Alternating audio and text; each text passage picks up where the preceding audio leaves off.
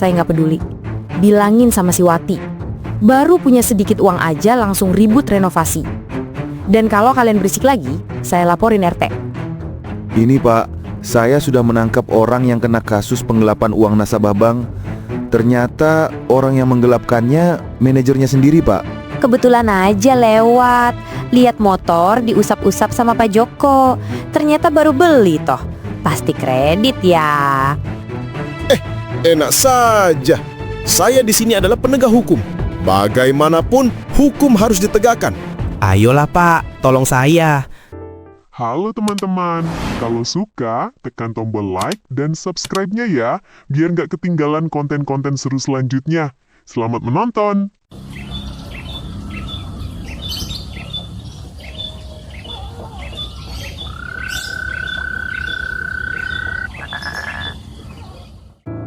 Udah hari Senin lagi. Tiap weekend suami pengennya istirahat di rumah. Gak pernah tuh ngajak jalan-jalan keluar. Daripada bosen mending belanja online aja lah. Bu, woi Bu, malah main HP terus. Ini Bapak mau berangkat kerja. Lagi ngapain sih? Husu amat. Ini ibu lagi nyari barang aja di online. Ibu bosen. Habis Bapak kalau diajak liburan selalu aja gak mau. Iya, kan Bapak capek Bu. Boro-boro pengen liburan. Yang ada ya pengennya rebahan aja di rumah kalau weekend. Selalu aja gitu alasannya. Ibu juga pengen dong kayak orang lain, upload foto-foto liburan biar orang lain lihat. Tuh si Wati jalan-jalan terus, padahal suaminya cuma tukang dagang. Paling liburan murah mereka Bu. Beda sama kita. Apalagi tuh si Wati, kemarin baru beli motor baru. Ibu juga pengen dong motor baru Pak. Itu di garasi segitu. Ada mobil sama motor. Masih kurang. Rumah punya, mobil ada, motor ada. Harusnya ibu bersyukur Bu. Bapak ini gak ngerti perasaan ibu. Udah, Bapak berangkat dulu. Alhamdulillah ya Pak, akhirnya kebeli juga motor secara cash, nggak kredit-kreditan.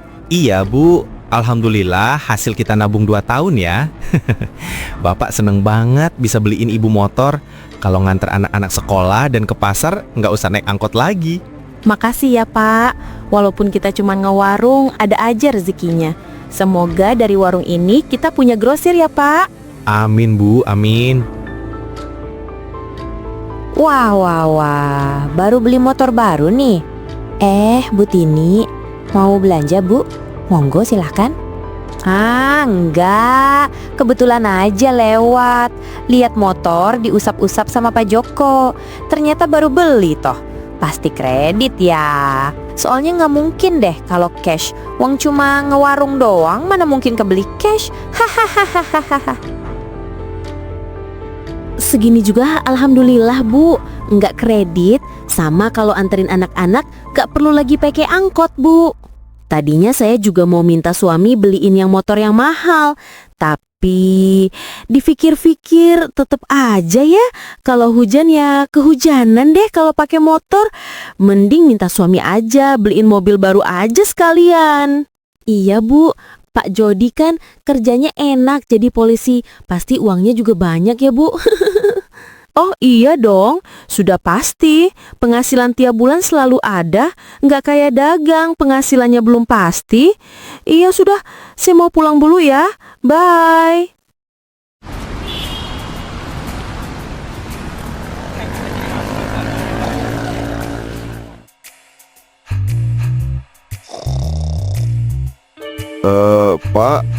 Pak, maaf mengganggu tidur siang Bapak.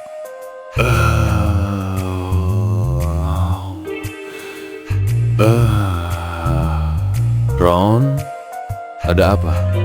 Ini Pak, saya sudah menangkap orang yang kena kasus penggelapan uang nasabah bank. Ternyata orang yang menggelapkannya manajernya sendiri Pak. Oke. Mana? Bawa sini orangnya.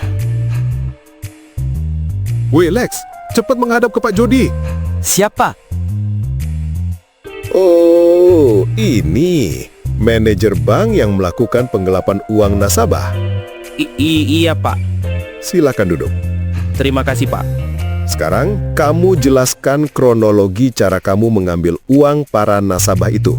Awalnya saya tidak berniat untuk mengambil uang para nasabah, Pak. Tapi Akhirnya, Alex, sang manajer yang mencuri uang nasabah, duduk di depan Pak Jody dan menceritakan seluruh kronologi.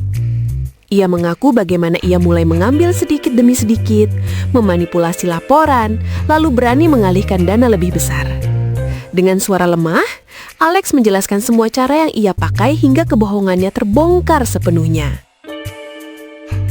begitu, Pak, kejadiannya. Jadi tolong, Pak, di sini saya hanya korban dari atasan saya. Kalau saya tidak menuruti keinginannya, saya bakal kehilangan pekerjaan saya. Enak saja. Saya di sini adalah penegak hukum. Bagaimanapun, hukum harus ditegakkan. Ayolah, Pak, tolong saya. Saya hanya korban, Pak. Diam kamu. Sekarang kamu ikut ke dalam ruangan saya. Saya akan beri kamu pelajaran. Roni, kamu tunggu di sini. Saya akan beri orang ini pelajaran. Biar tahu dia kalau main-main dengan hukum. Gue tahu maksud lu, Lex, pas di luar tadi. Tapi lu juga harus ngerti dong. Kalau di luar banyak orang. Terus ada si Roni. Kalau mereka tahu, bisa jadi masalah buat gue. Iya, Pak. Maaf ya. Ini, Pak, seperti biasa. Si bos ada titipan buat Bapak. Nah, ini nih yang bikin gue demen.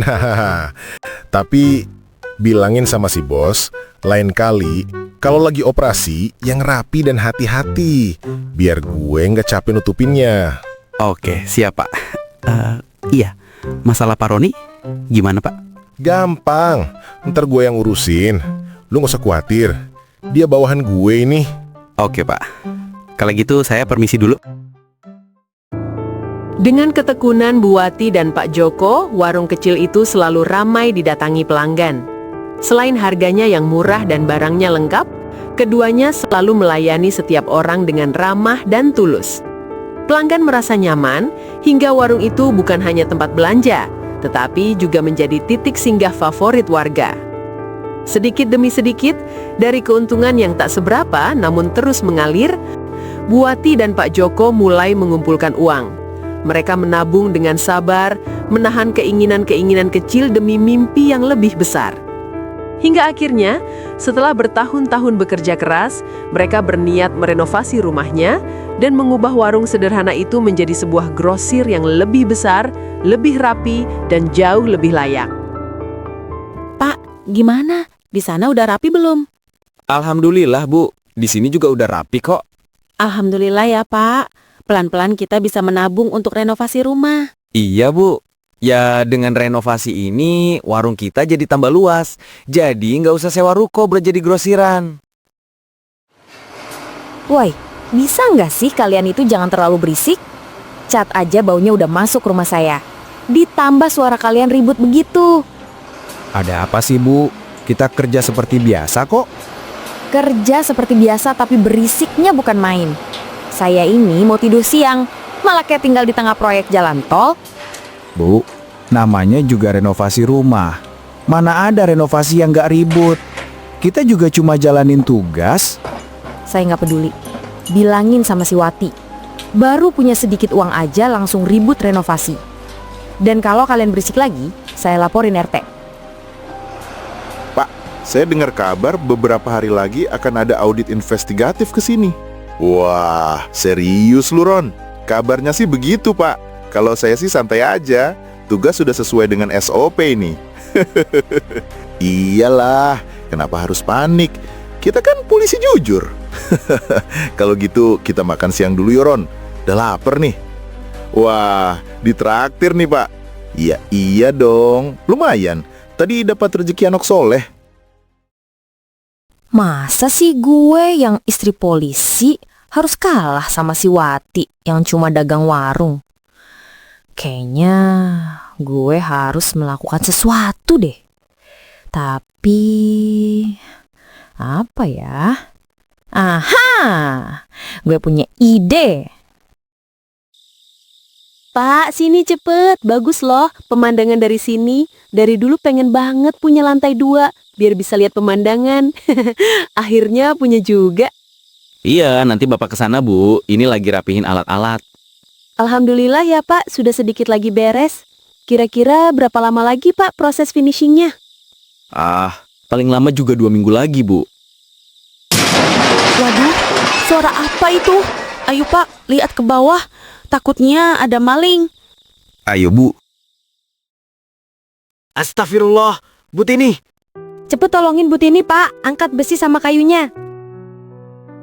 Tini menyelinap di antara gelapnya malam, membawa niat yang sejak awal sudah miring, merusak dan mencuri bahan bangunan milik Wati supaya renovasi rumah itu terhambat. Dengan hati yang penuh iri, Tini mulai menarik kayu yang belum terpasang. Tangannya meraba balok kayu yang disandarkan di sisi bangunan.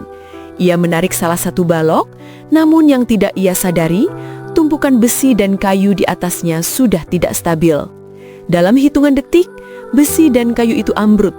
Hantaman berat membuatnya terjatuh, napasnya hilang, dan pandangannya menggelap.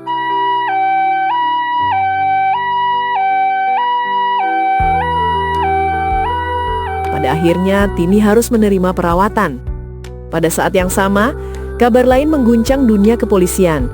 Audit besar-besaran yang selama ini dinanti akhirnya dilakukan.